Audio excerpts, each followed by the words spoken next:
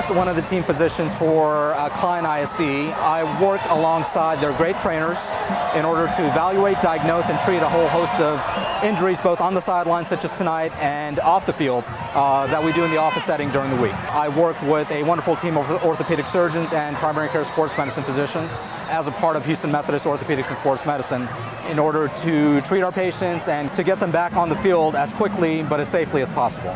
The majority of the injuries we treat are physical injuries, and these include and are not limited to strains, sprains, fractures, dislocations, and a lot of what we see these days with football especially are concussions.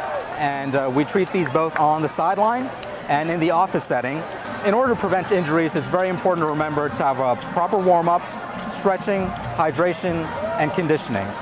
In the Houston heat and humidity, it's very important to have acclimatization to the heat that we have here. In order to do this, preseason conditioning is required for at least 2 weeks to get used to the heat to prevent serious heat injuries. It's important for athletes of all levels and all caliber to have a primary care sports medicine physician to not only follow their acute injuries, but to have continuity of care.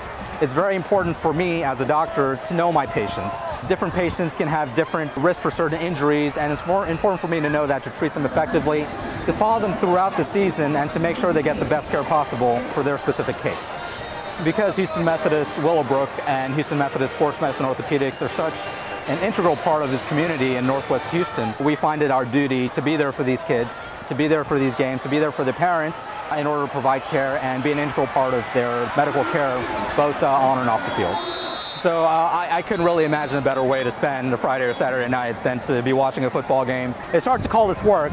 We're still here to treat the athletes and make sure they're safe and make sure they're treated for any injuries that they may have. But it's a great time. Being out here in the community and on the sideline covering games such as these continues to show why Houston Methodist is leading medicine.